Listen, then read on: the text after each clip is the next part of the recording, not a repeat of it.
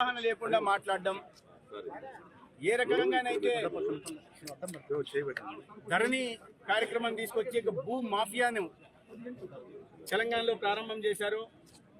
అదేవిధంగా good morning Dharmavaram పేరుతో మాజీ ఎమ్మెల్యే సందులు గొంతులు తిరిగి భూ కబ్జాలకు ప్రభుత్వ కానీ ప్రైవేట్ కానీ అసైన్డ్ కానీ ప్రజల ఆస్తుల్ని ఆక్రమించుకున్న, చివరికి చెరువులను కొండలను కూడా కబలించిన విషయం పాపం కేటీఆర్కు తెలిసినట్టు లేదు. అంటే మీ మిత్రులను బట్టి మీరు ఎటువంటి వారో అర్థమవుతుంది. సరే, ఈయన కేతిరెడ్డికి ఆయనతో ఉన్న మిత్రత్వం గురించి ఈయన ఎటువంటి వాడో, తెలంగాణను మొత్తం దోచేసిన కేటీఆర్కి ఇటువంటి మిత్రులు ఉండడం బట్టి, అంటే దొంగలు ఊళ్ళు పంచుకున్నట్టుగా తెలంగాణలో మీరు, ఆంధ్రప్రదేశ్లో జగన్మోహన్ రెడ్డి, ధర్మవరంలో కేతిరెడ్డి వీళ్ళందరూ కలిసి భూ కబ్జాలకు పాల్పట్టు ప్రజా కంటకులుగా మారి ఇవాళ ఓటమి తర్వాత మేము ప్రజల్లోకి వెళ్ళాం, మేము మంచి చేశాం, మీరు మంచి చేస్తుంటే ప్రజల్లోకి వెళ్ళిన వాస్తవం అయిండొచ్చు. కానీ దేనికోసం వెళ్ళారు? మంచి చేయడానికి వెళ్ళారా? ప్రజల్ని సందులు గొంతులు తిరుగుతున్న సందర్భంగా ఎక్కడ ఖాళీ స్థలాలు ఉన్నాయి గుర్తించడానికి వెళ్ళారా? ప్రజా సమస్యలు తీర్చడానికి వెళ్ళారా?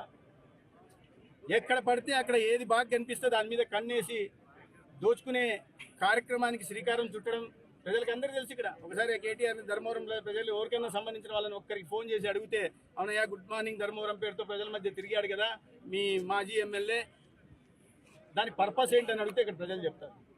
అందుకని ఇటువంటి మాటలు మాట్లాడుతున్నప్పుడు ఒకసారి ఆలోచించుకొని మాట్లాడాల్సిన అవసరం ఉంది. ప్రజల మధ్యలోకి ఎందుకు వెళ్తున్నాం, దోచుకోవడానికి వెళ్తున్నాం అనే విషయాన్ని పాపం ఇప్పటికైనా కేటీఆర్ అర్థం చేసుకుంటే మంచిది. ముఖ్యంగా 4 సంవత్సరాల క్రితం ఏదో జీడిపి గురించి జిఎస్డిపి గురించి ఆయన ప్రసంగాలు ఇస్తుంటే నేను ఒక మాట చెప్పడం జరిగింది. అయ్యా, రాష్ట్ర జీడిపి పెరగట్లేదు, జిఎస్డిపి పెరగట్లేదు, మీ కుటుంబ జీడిపి పెరుగుతోంది అనే విషయాన్ని నేను చెప్పిన సందర్భంగా నా ట్విట్టర్ అకౌంట్ను బ్లాక్ చేశాడు. అంటే ఎటువంటి మనస్తత్వం ఉందో మనం అర్థం చేసుకోవాలి. ఒక రాజకీయ పార్టీకి సంబంధించిన ప్రత్యర్థులు మీరు చేసిన తప్పులను ఎత్తు చూపుతున్నప్పుడు బ్లాక్ చేయడం ఏంటి? చిన్నపిల్లల మనస్తత్వం ఉండాలా లేదా అహంకారమైనా ఉండాలా? రాజకీయాల్లో మీరు చేసిన తప్పులను ఎత్తు చూపే బాధ్యత ఇవాళ దాకా బ్లాక్ చేస్తుంది. అదే విషయాన్ని నేను ఇవాళ చెప్పడం జరిగింది. నువ్వు ఒక విమర్శని తీసుకోలేని వ్యక్తివి, ఎటువంటి అహంకారపూరిత ధోరణితో ఉంటున్నారో, ఎటువంటి మీ అవినీతిని ఎత్తి చూపామనే కదా. కాబట్టి మీరు అదే ఒకే జాతి పక్షులందరూ ఇవాళ ఒక చోట చేరారు. ప్రజలను దోచుకోవడమే లక్ష్యంగా తెలంగాణలో బీఆర్ఎస్ పార్టీ, ఆంధ్రప్రదేశ్లో జగన్మోహన్ రెడ్డి పార్టీ, దాంట్లో ఇంకో చిన్న ప్లేయరు కేతిరెడ్డి, వీళ్ళందరూ కలిసి ఇప్పుడు దొంగలంతా ఒక చోట చేరి పాపం ఒకరినొకరు ఓదార్చి సర్టిఫికేట్లు ఇచ్చుకుంటున్నారు.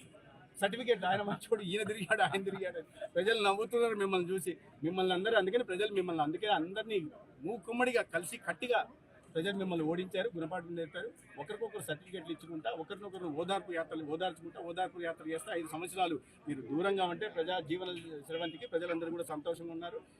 ఆంధ్రప్రదేశ్లో ఒక ప్రజాప్రభుత్వం ఏర్పడింది. ప్రజల సంక్షేమం కోసం, రాష్ట్ర అభివృద్ధి కోసం పరితపించే ప్రభుత్వం ఏర్పడింది.